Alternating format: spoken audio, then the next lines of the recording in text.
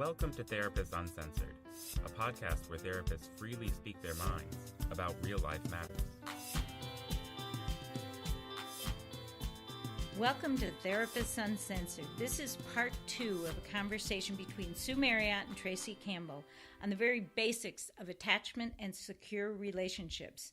If you missed part 1, you might want to go back and grab it. But just in case, Tracy and Sue do a quick recap. Tracy, are you comfortable with that? Yeah. So we talked about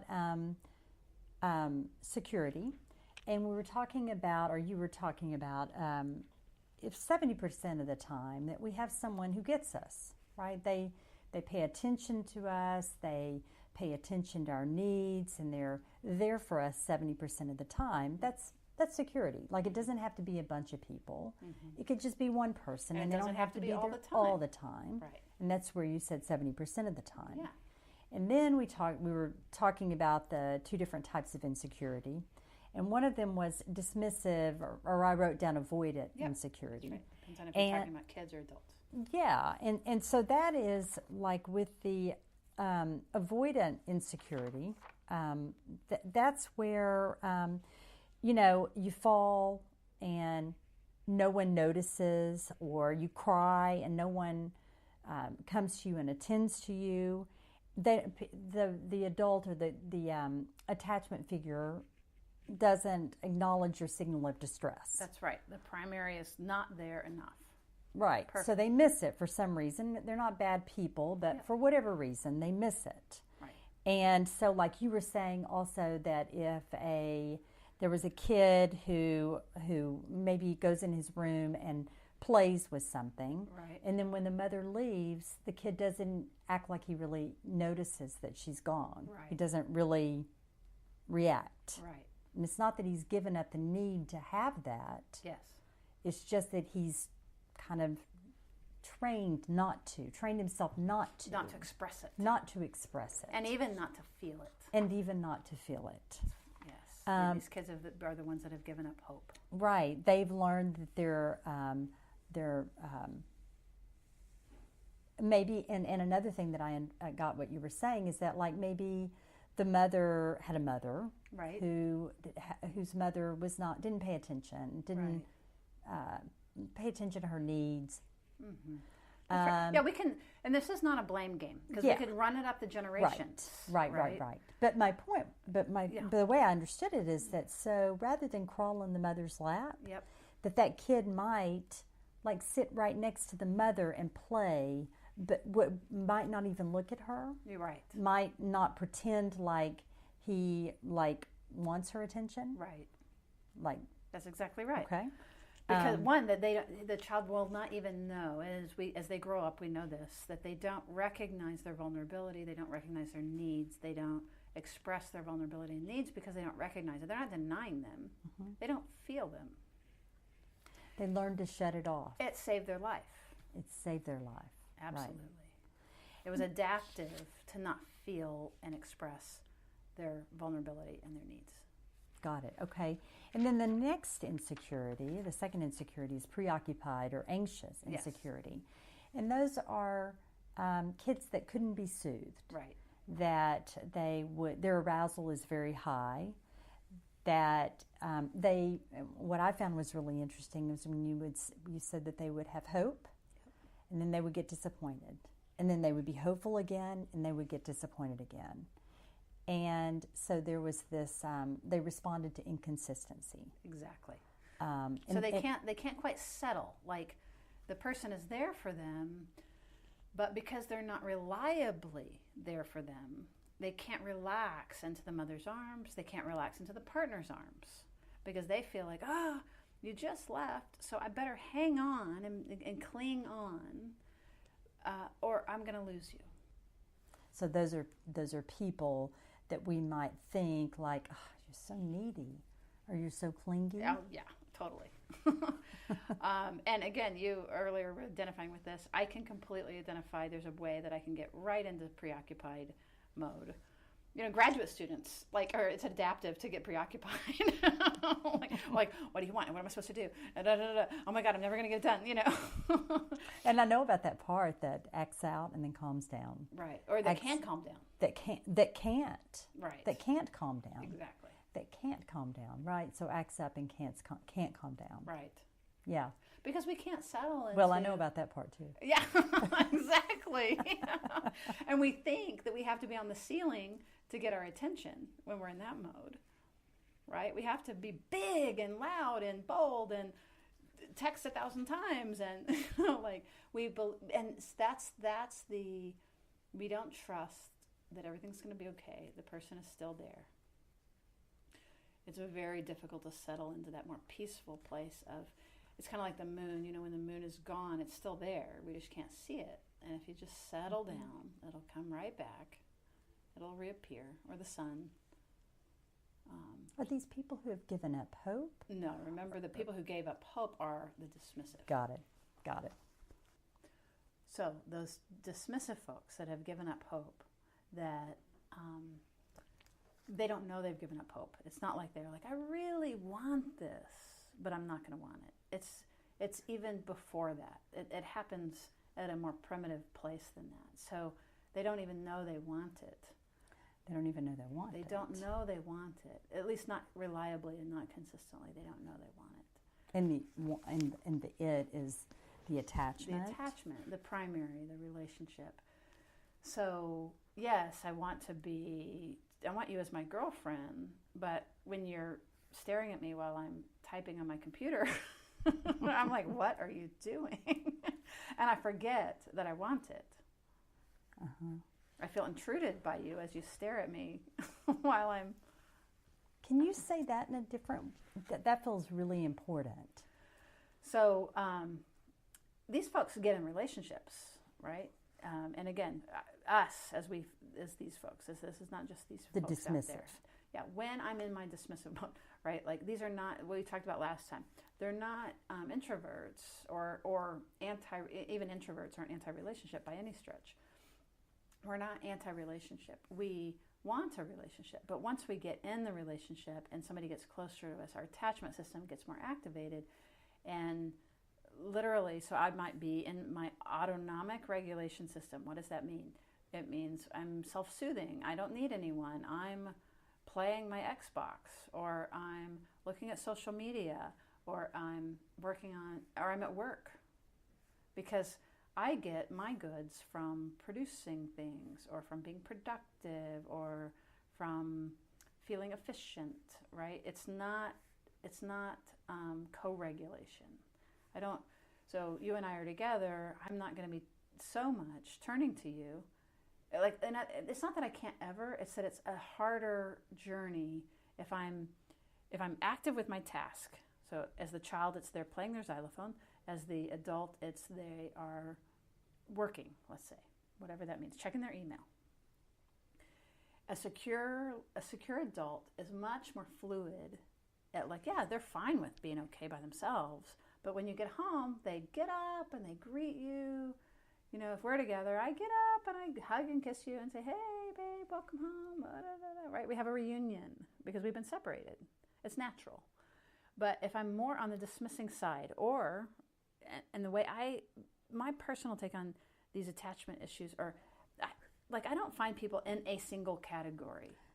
I find us more... we might lean towards a side or another side, or we might lean towards security, but there are lots of circumstances that can pop us into dismissive mode or preoccupied mode. That's interesting to know that, because I thought the opposite of that.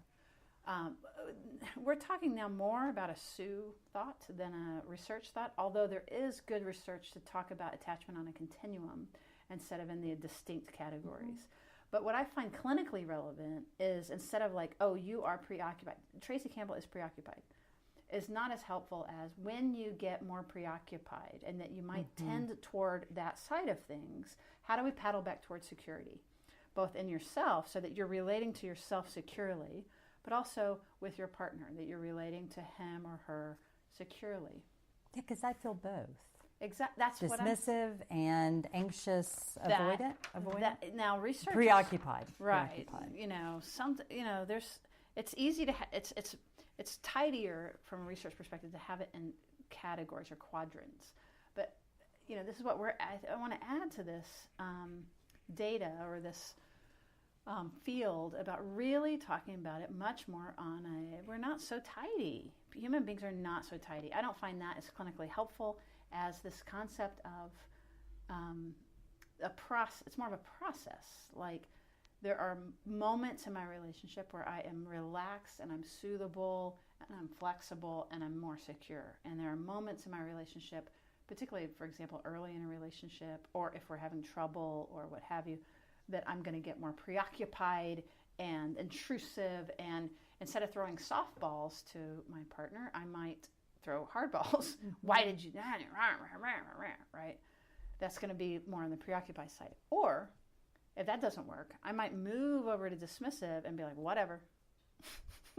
I don't care. Right. Do what you want. Right. So that's kind of how that sounds. It does seem like we would many of us would be both. Right, or all like three. And secure too. And secure too. Right? And what we want to do is we want to be growing our moments of security and deepening our experience of security. Right. And growing that space rather than, and knowing how to do that. Now, all of you out there that may be worrying that you are forever preoccupied or dismissive, don't worry. There's very good news for you. The primary message is that you can move to a place of more and more security. And no matter where you come from, a part of you is already secure. We heal in relationships. So being dismissive, right, and anxious, and also secure. So is that what the goal is? Is to have all exact. No. So it's a way that I'm talking about it. Got it. So Tracy, this is not Mary Ainsworth or anything like that. This isn't the way. What I want to add is, I just think it's more helpful clinically when we're in the room with somebody or when we're with our own significant others or kids or parents, that we could have moments of security, moments of insecurity. It would be helpful for us to know which side we're leaning towards, because if we know which side we're leaning towards, we know what direction to paddle. We know where our North Star is. And there's another thing we haven't yet talked about, which is a little bit more advanced, which is the fourth category, which has to do with trauma and loss. And that's called not dismissive, but disorganized. So remember earlier I talked about there was an organized, two organized systems of insecurity, right? They're secure, first of all. Most people are secure. Right. And then those that aren't secure, we've got preoccupied and dismissive. And it's just a way of organizing the world, typically. It doesn't mean we stay there, but our default, we're going to probably lean, if we're insecure, we're going to lean probably in one direction, or we're going to lean in another direction, typically, based on our attachment histories. Now, so do we all have a part of us that is secure? Does everyone have a part that's secure? Do you know what I mean? That's an interesting question. What I'm trying to propose is that, because first of all, in the literature, yes, there's something called earned security. It doesn't matter what happened to you. It matters. You mentioned that at the beginning. Yes, it matters what you do with it. So, for example, if I'm on the dismissive side and I begin to learn about this and I know about it, and I can begin to have empathy for myself, and I can begin to reconnect to my need for people and my vulnerability and my expressiveness. You know what's interesting? I don't move from dismissive to secure. You know what I do? I go from dismissive to preoccupied. I do too. Well, that's back and forth.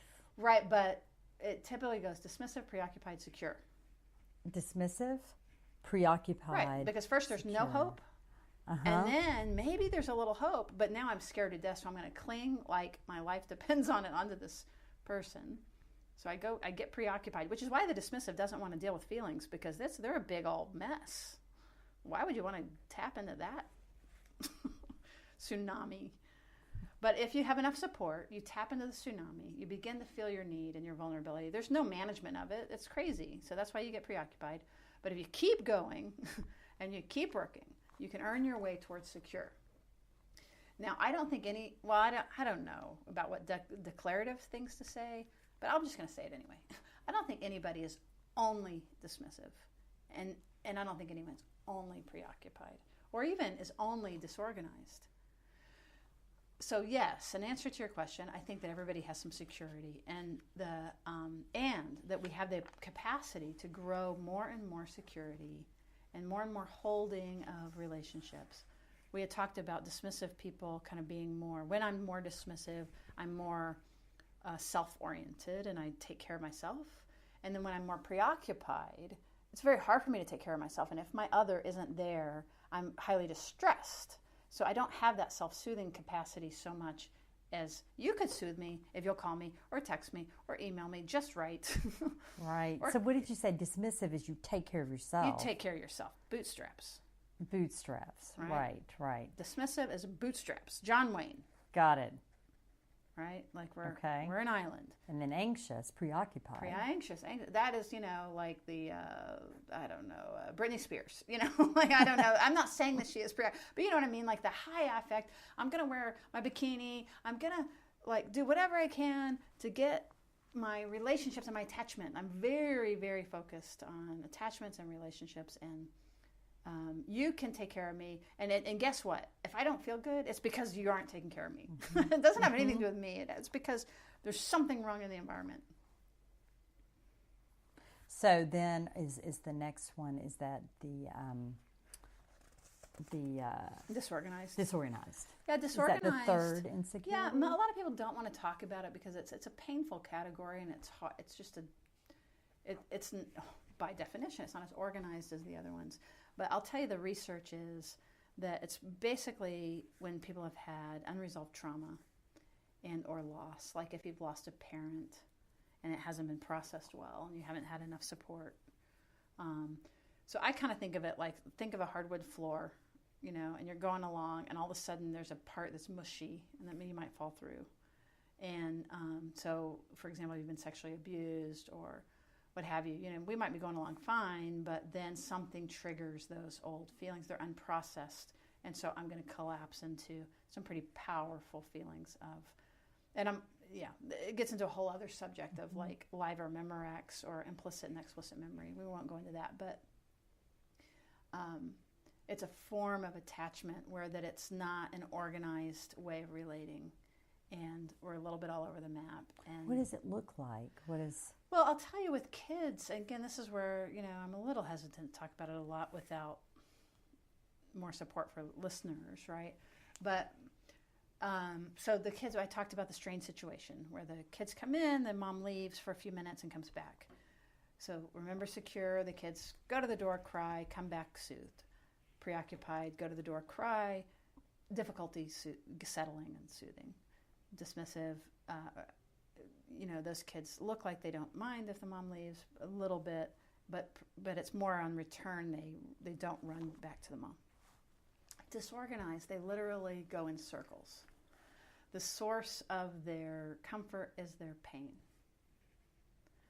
So if you almost imagine pivoting, like putting one foot down and there's literally a picture I have in my mind of a child that is going around in circles. If I go towards you, I get my comfort, but if I go towards you, it's frightening. Okay. So this is related highly to like frightening maternal behavior. So this gets us into another area, so I don't necessarily want to spend a lot of time on it. But what I will say is it's treatable, it's healable, and so that even if there's trauma, that it's not whether or not there's trauma, it's whether or not it's been processed.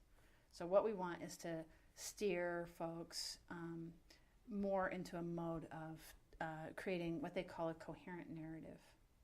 And the problem with these disorganized kids and then later adults is that they haven't had enough support.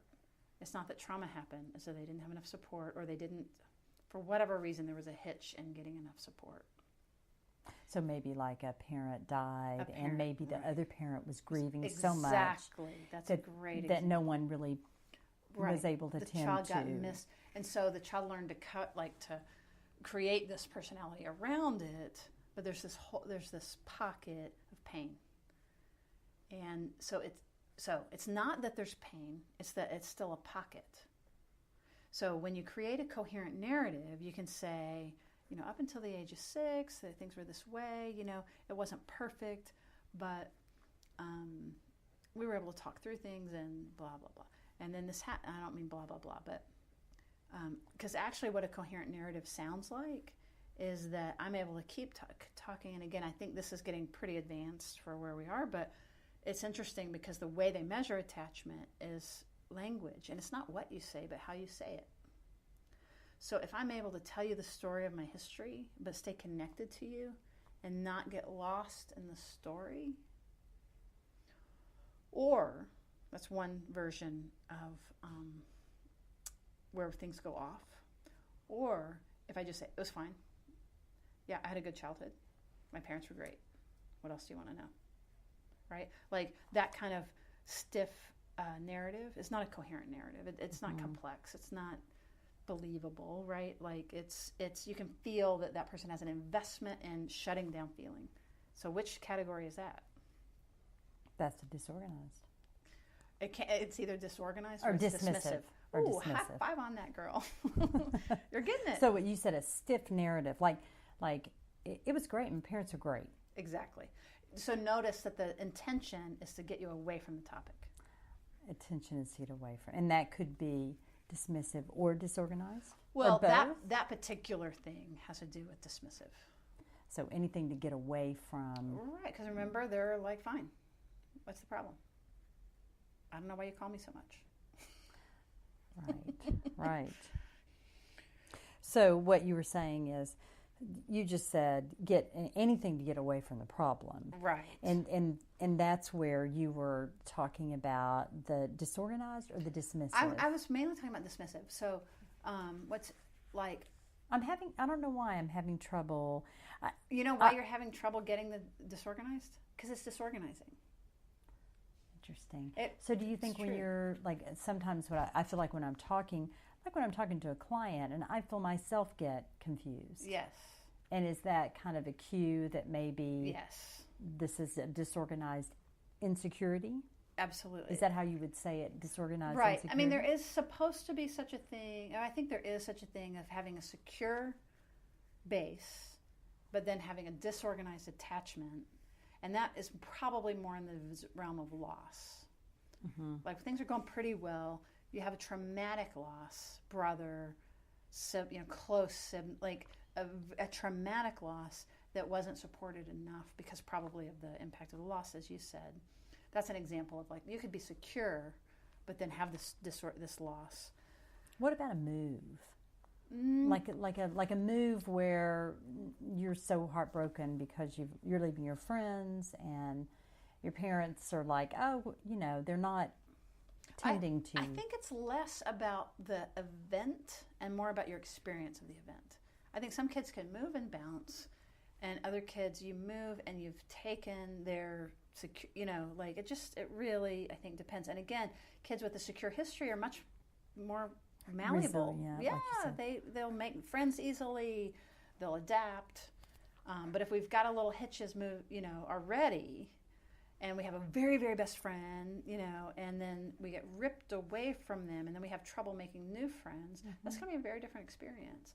So I think it's much less about the external as it is about our representations of the world and our models of, is the world safe, is it not safe, which takes us back to security, and that we want to build security, and that the part of the brain and the mind that operates with security, it's our heart and our prefrontal, it's our best part of our brain, it's the prefrontal cortex.